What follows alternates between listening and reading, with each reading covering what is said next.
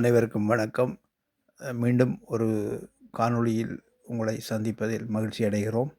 இந்த கருத்து பதிவில் நாங்கள் உங்களுக்கு தெரிவிக்கவிருக்கும் விடயம் என்னென்ன, ஈரான், இஸ்ரேல், அமெரிக்கா அந்த முக்கூட்டு யுத்தம் தொடர்பான ஒரு மேலதிக பதிவு ஒன்று வழங்கலாம் என்றிருக்கிறோம். இப்போது இறுதியாக வந்த செய்தியின்படி ஈரான் ஒரு அச்சுறுத்தல் விடுத்திருக்கிறது. அதாவது ஈரான் அமெரிக்காவுக்கு ஒரு அச்சுறுத்தல் விடுத்திருக்கிறது, அமெரிக்கா ஈரானுக்கு அச்சுறுத்தல் விடுத்திருக்கிறது.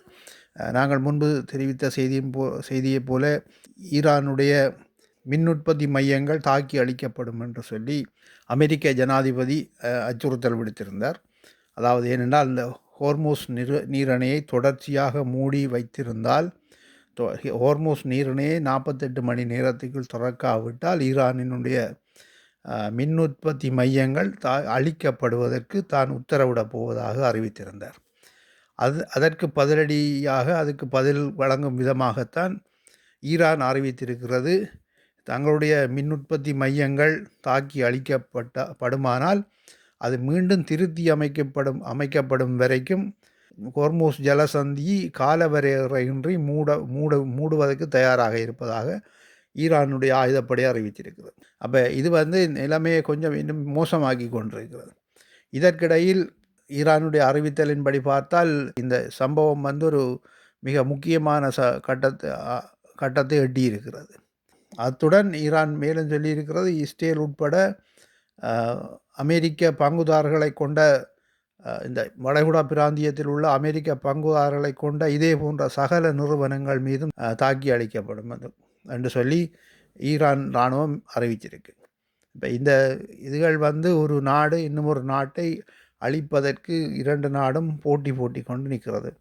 எதிரெதிர் பகுதியினர் தங்களுக்குள் பேரழிவு ஏற்படுத்துவதுடன் உலகத்துக்கும் ஒரு அமைதியின்மையை உருவாக்கி பொருளாதார தளம்பலை ஏற்படுத்தி இருக்கிறார்கள். ஆனால் இந்த நடவடிக்கைகள் அனைத்துக்கும் மூல காரணம் இஸ்ரேலும் அமெரிக்காவும் தான். அத்துடன் இந்த போருக்கு எதிராக பல நாடுகளிலும் போராட்டங்கள் நடைபெற்றிருக்கிறது. லண்டனில் போராட்டம் நடைபெற்றிருக்கிறது, மற்றது ஜெர்மனியில் போராட்டம் நடைபெற்றிருக்கிறது, இஸ்ரேலில் கூட போராட்டம் நடைபெற்றிருக்கிறது.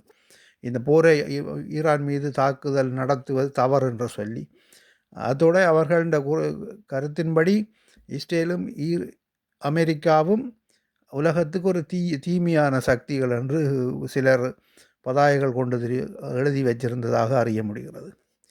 அப்போ இந்த நிலைமை இந்த அரசுகள் யோசித்து ஒரு நியாயமான மற்ற நாடுகளின் இறையாண்மையை மதித்து அதுக்கேற்ற ஒரு ராஜதந்திர ரீதியான அணுகுமுறைகளை பின்பற்றி உலகத்துக்கு பொருளாதார தளம்பலை உண்டாக்காமல் உலக அமைதியை ஏற்படுத்துவதற்கு முனைய வேண்டும் என்பதுதான் எங்களுடைய கருத்து. உண்மையிலே இவர்கள் தோல்வி அடைந்து கொண்டிருக்கிறார்கள். அந்த தோல்வியை சகிக்க முடியாமல் இப்படி முக்கியமான தளங்களை தாக்குவதற்கு எத்தனிக்கிறார்கள் என்றுதான் நாங்கள் கருத தோன்றுகிறது. முதலில் அனைத்து நாடுகளையும் அழைத்து சென்று ஹோர்மூஸ் ஜலசந்தி அந்த போக்குவரத்தை திறந்து கொள்வதற்கு முயற்சி செய்தார் அமெரிக்க அதிபர் ட்ரம்ப். ஆனால் அந்த முயற்சி பலிக்காத கட்டத்தில்